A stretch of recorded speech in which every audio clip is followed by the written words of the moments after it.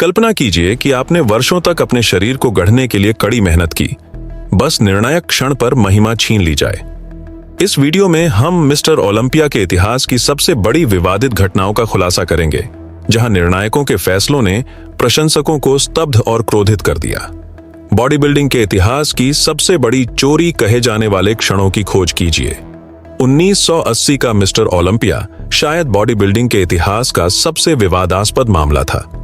Arnold Schwarzenegger, जिन्होंने 1975 में body building से संन्यास की घोषणा की थी, ने 1980 में मिस्टर ओलंपिया मंच पर चौंकाने वाली वापसी की। उनकी मौजूदगी सभी के लिए, खासकर अन्य प्रतियोगियों के लिए, एक झटका थी, क्योंकि वे ऐसी दिग्गज शख्सियत से मुकाबला करने के लिए तैयार नहीं थे। माइक मेंटेजर, जो अपने वैज्ञानिक दृष्टिकोण और हाई इंटेंसिटी ट्रेनिंग के लिए मशहूर थे, जीत के सबसे बड़े दावेदारों में से थे।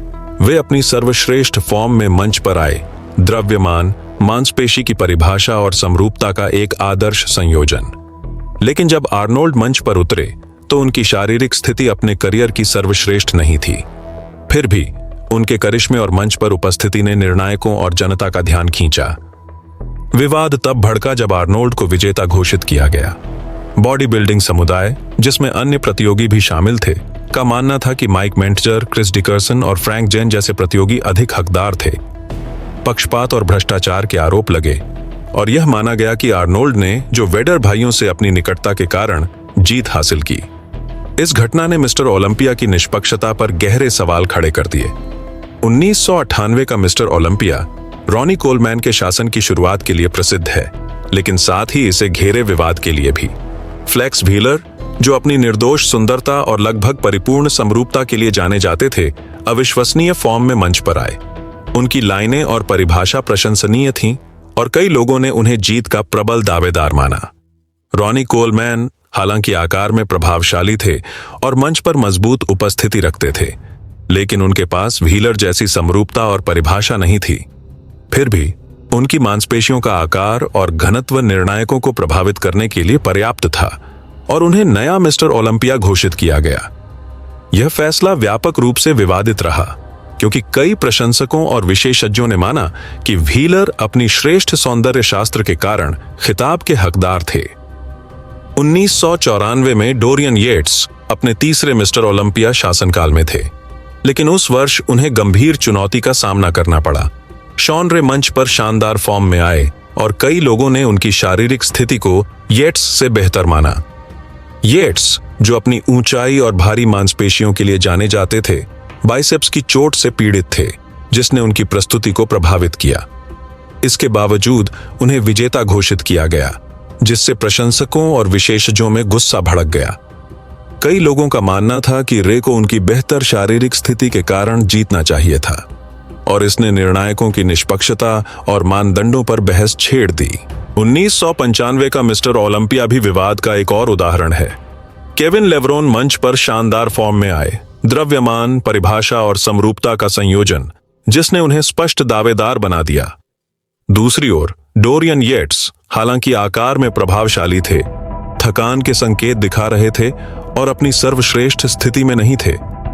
इसके बावजूद येट्स को विजेता घोषित किया गया, जिससे कई पर्यवेक्षकों ने निर्णय की निष्पक्षता पर सवाल उठाए। यह धारणा मजबूत हुई कि येट्स ने अपनी प्रतिष्ठा के कारण जीत हासिल की, न कि प्रतियोगिता में अपनी वास्तविक स्थिति के कारण। 2007 का मिस्टर ओलंपिया प्रतियोगिता के इतिहास में सबसे विवादास्पद फैसलों में से एक के लिए याद किया जाता है। जे कटलर, मौजूदा चैंपियन, ने अपने खिताब का बचाव विक्टर मार्टिनेज के खिलाफ किया। मार्टिनेज शानदार फॉर्म में मंच पर आए, द्रव्यमान, परिभाषा और समरूपता का एक संयोजन, जिसने उन्हें दर्शकों और विशेषज्ञों से व्यापक समर्थन दिलाया। उनकी मांसपेशियां स्पष्ट रूप से परिभाषित थीं और उनकी प्रस्तुति लगभग परिपूर्ण थी, जिसने कई लोगों को यह विश्वास दिलाया कि वे स्पष्ट विजेता थे। दूसरी ओर जे कटलर हालांकि विशाल और प्रभावशाली उपस्थिति रखते थे, अपनी सर्वश्रेष्ठ शारीरिक स्थिति में नहीं थे।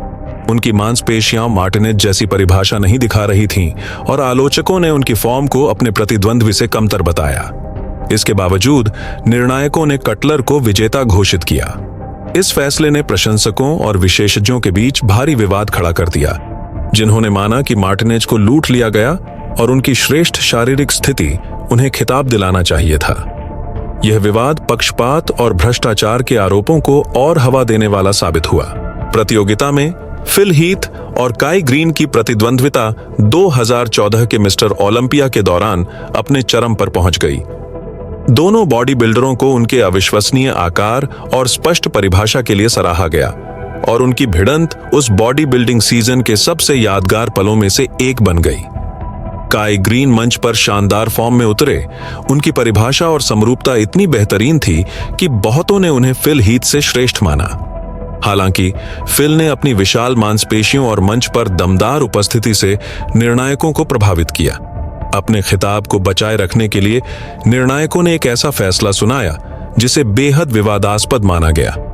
कई प्रशंसकों और विशेषज्ञों का कहना था कि काई ग्रीन जीत के अधिक हकदार थे।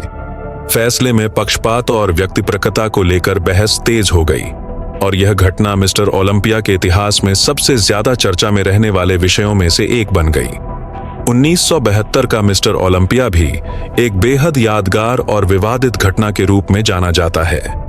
इस साल आर्नोल्ड श्वार्ज़नेगर ने सर्जियो ओलिवा को हराकर खिताब जीता। सर्जियो ओलिवा, जिन्हें द माइथ कहा जाता था, इससे पहले के वर्षों में खिताब जीत चुके थे और मंच पर अद्भुत फॉर्म में आए थे। उनका आकार, परिभाषा और समरूपता प्रभावशाली थी और बहुतों को उम्मीद थी कि वे फिर से विजेता बनेंगे। लेकिन आर्नोल्ड ने अपने करिश्मे और मंच पर जबरदस्त उपस्थिति से निर्णायकों को प्रभावित किया। हालांकि ओलिवा शारीरिक रूप से श्रेष्ठ फॉर्म में थे, विजेता घोषित आर्नोल्ड को ही किया गया। इस फैसले ने बड़ी विवाद को जन्म दिया और बहुत से प्रशंसकों व विशेषज्ञों ने इसे चोरी कहा। बॉडी बिल्डिंग के इतिहास में आर्नोल्ड और सर्जियो की यह प्रतिद्वंद्विता सबसे दिग्गज मानी जाती है और इस घटना ने इसे और भी गहरा बना दिया। ये सभी उदाहरण मिस्टर ओलंपिया के इतिहास की कुछ सबसे विवादित घटनाएं हैं। हर घटना यह दिखाती है कि बॉडी बिल्डिंग में निर्णायकों का निर्णय कितना व्यक्तिपरक हो सकता है और कैसे प्रतिष्ठा और करिश्मा जैसे कारक भी फैसलों को प्रभावित कर सकते हैं। अगर आपको लगता है कि इनमें से किसी मामले में सचमुच चोरी हुई थी, तो हमें टिप्पणियों में बताएं। और अगर आप बॉडी बिल्डिंग पसंद करते हैं, तो यहाँ एक वीडियो है जो आपको मिस्टर ओलंपिया के इतिहास की और भी कहानियां बताएगा।